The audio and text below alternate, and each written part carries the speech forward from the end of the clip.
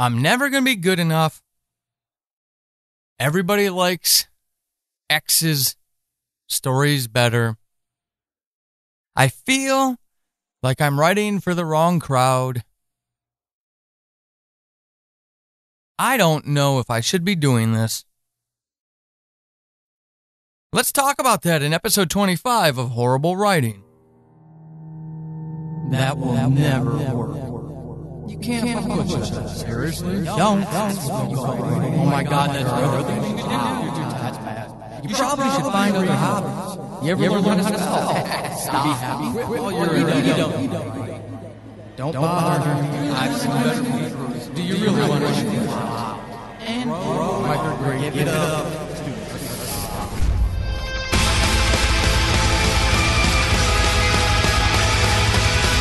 Welcome to Horrible Writing, the rawest, most candid, in-your-face writing show on the interwebs because none of us have time to suck.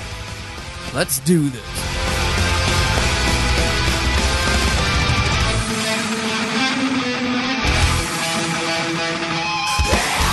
Hey everybody, Paul Sading. Welcome to episode 25 of Horrible Writing. We are halfway to a century mark for the podcast already. This is epic. It's still the beginning of 2018. I will take it 100 times over. Absolutely indefinitely. All right. Hey, welcome again. So we've had a nice little run of episodes, and the show is really starting to branch out and bring on board other writers, bigger writers. It was such an honor to have the opportunity to interview Susan K. Quinn. I admire her on so many levels. And then after that interview, not only for her to give me so much time, to give you so much time, but also to share that part of her that a lot of writers may not necessarily share. You know, that personal peek into the window. And, with the vector of wanting to help other people. And I know it wasn't a video interview. I'm way too unbecoming to get on a camera anytime soon. So you'll always get audio dramas from me until this medium develops to the point where people demand video podcasts, i.e. otherwise known as YouTube. But it's that's not going to be my thing for as long as I can put it off. But you would have seen it had you been able to see a video interview that I got to see, essentially, that Susan was extremely genuine in her complete presentation. Everything she said was from her heart. And, it's stuff like that that really makes me fulfilled to be part of this community, or to even be able to carve out a little niche in the community, the greater community, if you will, of healthy people. Because I have always long told people that I'm very much a cynic, and I'm trying to break myself out of that mold. I'll always be skeptical. I hope I am not always a cynic. That comes from a long history, right? Just like it does for all of us. These things don't just form because we feel like it. It comes from our entire lives. The background, the environment we were raised in, the influencers in our lives, those people who affected us. And then if we're not taught this early on in life, to be very careful about who we decide to hang around, that also rubs off on us, unfortunately. You are the summation of the people that you spend the most time with, those that are influencing you. And I'm doing some of my deepest personal work I've ever done in that respect. Really, really changing out my life and changing who I keep around me in order to help me see a more positive worldview. I don't ever want to be blind to the atrocities of the world, because the atrocities, the darkness of the world is what I channel when I'm creating stories. I'm not celebrating darkness. It's just a reality of life. It's part of the world. As long as there's a couple people at least that share the planet and its resources, we're going to have strife and conflict. It's just a fact. I don't celebrate it. I don't glamorize it. And if it ever comes across in my writing that I am, you can hear it from the horse's mouth. I'm not. So I say all this to say that I put a lot of myself into my art, but I've got a bad habit of watching other people. A good habit because I'm learning from them, but a bad habit as well because it does affect me. I'm a human being. Recently, I went to a conference, and at that conference, I was surrounded by dozens and dozens of peers of mine. And it was a wonderful networking opportunity. It really was. And that's why I went to the conference. But at the conference, I noticed some things. There were some of my peers who really took the business to heart, and they invested heavily to have a presentation at this conference. And good on them for doing that. And they got the attention that they deserved for that. Then there were a lot of us who did not. We just kind of went the more social route. And I noticed that there were a number of factors that left me in this weird headspace when I left the conference. On one hand, it was wonderful and great and exhilarating and re-energizing to meet so many of my peers and just kind of put faces to names, to meet the real people, to have a beer and a meal with the real people that I've been talking online with in audio drama for years now. But on the other hand, I'm watching these interactions that they're having with fans. And I'm not talking about just those who really put a lot of money into putting themselves out there in front of the conference. I'm also talking about those who didn't invest any money besides the cost of getting to the conference, but who also had a fan appeal. Now, I know in context, I am not comfortable trying to sell myself. I do not like it. I like to sit behind the keyboard. I like to create stories. I like to talk to you online. And I love to talk to you in person. But if you want to know more about my stories and my art, I don't, and why should you care about my art? If we're face to face, I have a hard time with it. It's a personal challenge of mine. I don't feel comfortable being a salesperson. I never have. My sales pitch is complete honesty, which probably hurts me in the end. But I watched a number of these people who did a spectacular job and who didn't even have to do a job, and they were recognized or they were lauded or loved by a number of fans. And as an artist, as a creative, we're fragile creatures anyways. We've got egos. Our stories are important to us and they're very intimate to us, so they should be for everyone, right? And when they're not, and we realize they won't always, and nor should they always be aimed at appealing to everyone, that would be irresponsible to ourselves. Even understanding that not everyone is going to like what I create, I still walked away from that conference really questioning my investment in my stories. So let me take you on that exploration real quick and see if you can tie it to your own writing journey. I'm in my 40s. I went to a conference that was hosted, if you will, by big name players in podcasting. But, two audio dramas were really big there. Both Welcome to Night Vale and Bright Sessions. So, with that in mind, you have to understand that is going to drive the audience. And the audience for Night Vale is not my audience. I get it. It's post-conference, it's after the fact, and I understand. My rational brain understands that. The problem is that I let my monkey brain take over for a little bit. That emotional reaction to that kind of stuff. You kind of get blind. Your reasoning is there. It's just shrouded in some fog and mist, and you're trying to waft away the fog, but it's as you as you blow the fog away, just more of it rolls back in to replace that vacuum. When you're in the moment, and it's not just people like that, but it was the other podcasters, I really realized I had an epiphany. As I looked around that room, there were or the conference, there were very few podcasters like me.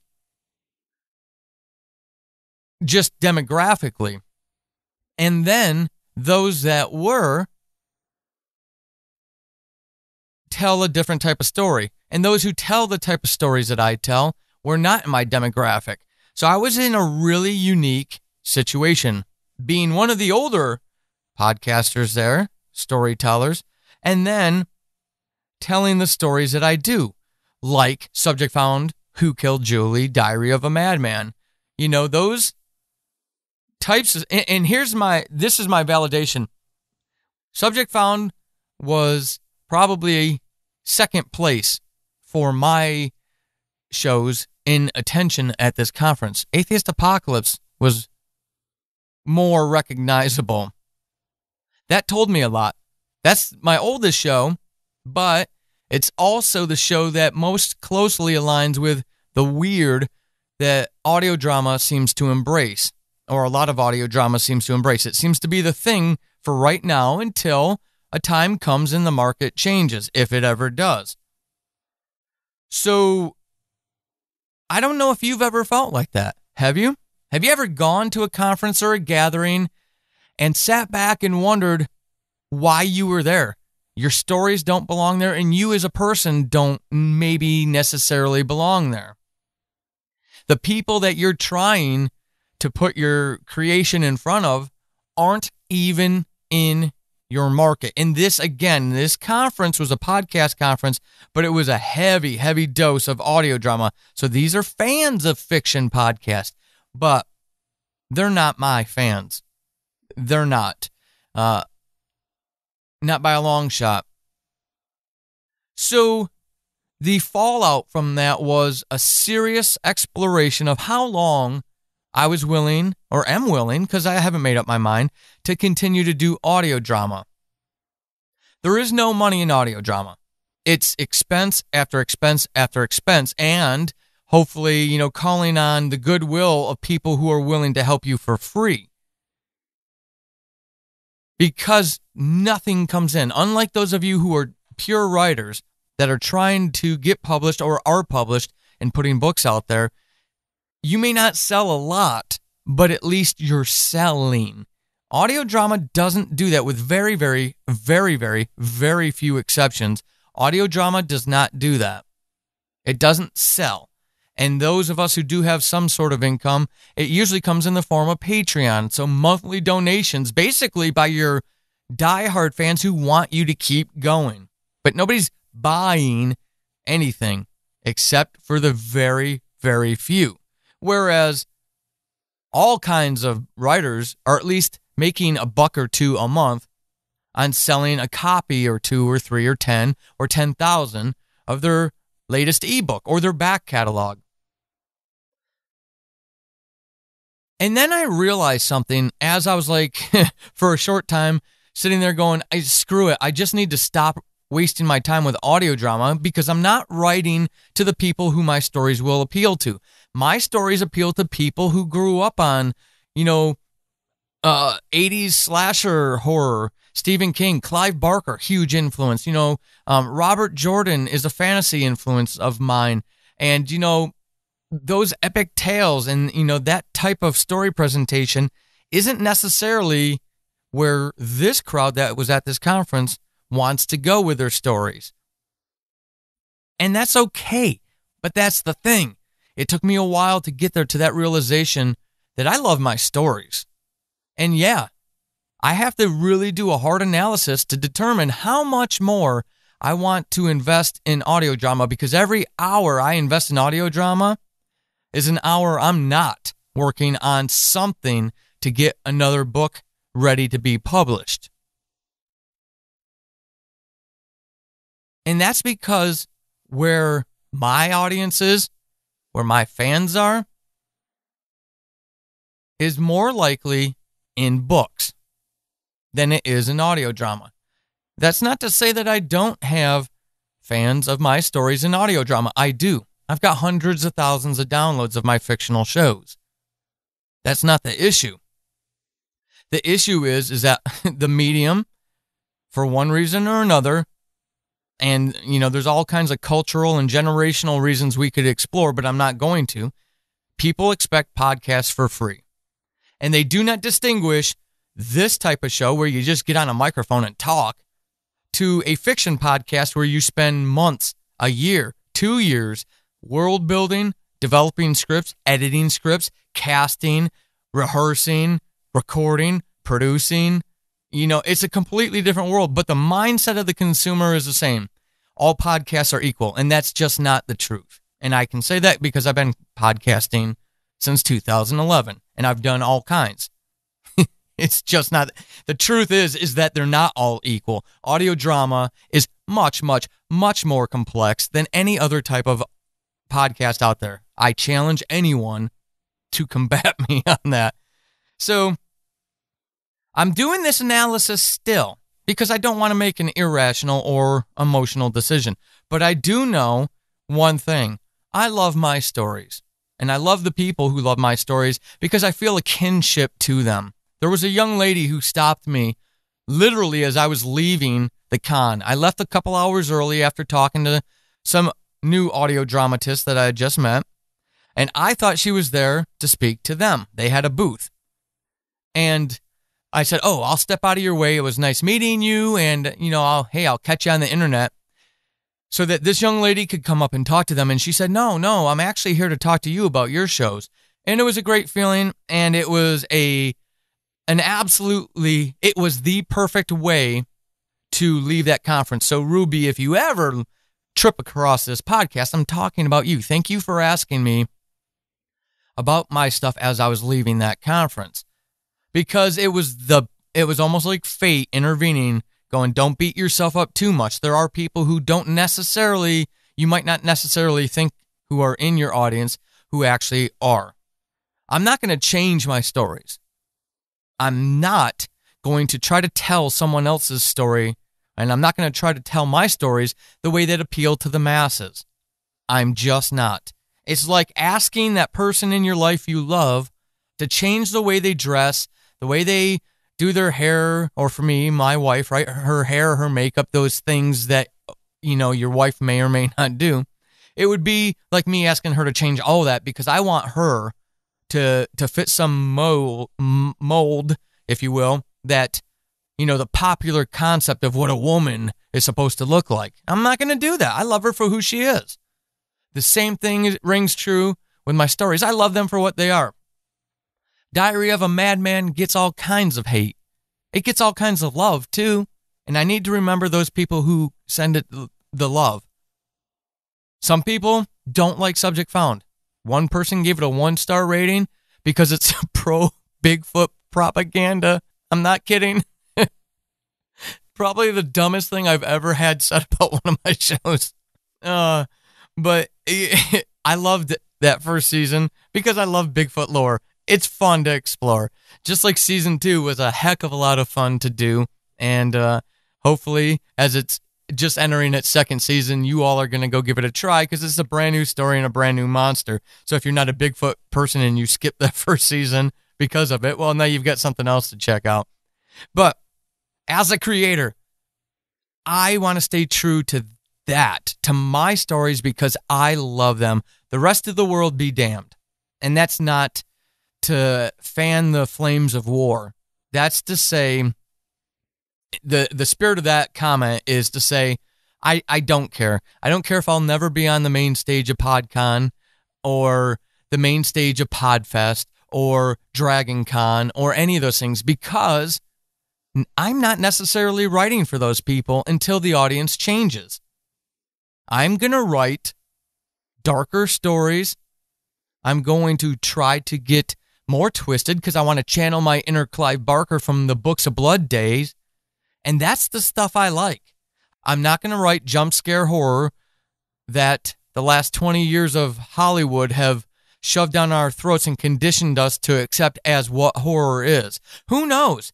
maybe this would be my opportunity to lead a rebirth of old school horror in the vein of, Pet Sematary and well, not necessarily Cujo, because I didn't like Cujo, but It and Needful Things and, again, Clive Barker's Books of Blood, stuff like that. Some of Dean Koontz's earlier work. Maybe it's time for that stuff. Hell, bell bottoms have already come back. Denim jackets with hoods have come back. Why the hell not? The big message I want you to take away and I'm asking you to think about is, do you love your art that much? Have you accepted that it's okay to be you? It's not easy. This is well past my con that I attended.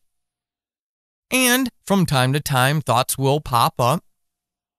But I'm much better now than I was immediately after the conference. I can promise you that. But I ask you to be okay being you, whatever it is you're creating. I know we can be neurotic sometimes about our art. I get it. Man, do I get it. But love yourself. Love your stories. It doesn't matter if 100,000 people love them or 100 people or one person, and that person is your mom, loves it. If you're truly okay with being you. You're going to waver. You're going to experience peaks and valleys. All of that is normal. Surround yourself with positive, supportive people for those times when the suck does come, because it's inevitable. It will come. Ride through that valley, back up to the peak with that person, even if you have to jump on their back, because you're worth it and your stories are worth it. It's okay to be you. And I know that because it's okay to be me. All right. So let's get out of here. Let's end this episode that went way longer than I expected it to. I hope that you always find value in all of these ramblings. I really do, and I truly mean that, because I want you to keep telling your stories, no matter who you are or what your stories are, whether they're dark and twisted like mine or whether they're like the weird stories that I don't seem to be able to create, but that most people seem to love now. It's okay. It's okay. Keep telling your stories. But before you go finish that story, do me a favor. Jump on over to your favorite podcatcher and leave a 5-star rating and review for this show, please. Those of you who leave comments, double hugs, double digital hugs every time I see you on the internet, because that stuff goes a long way in helping this show be found. Let's keep creating art together, folks. You can find me on the Twitter sphere at Writing Horrible or at Pulsating, on Facebook at the Pulsating. Don't ask about that. It was the only one available. Or simply just go over to pulsating.com. You can find my stuff there. You can sign up for the newsletter there so you can stay abreast of all the things that are coming. Until episode 26, keep being epic. This has been Horrible Writing, and hopefully after this episode, you suck less than you did at the beginning.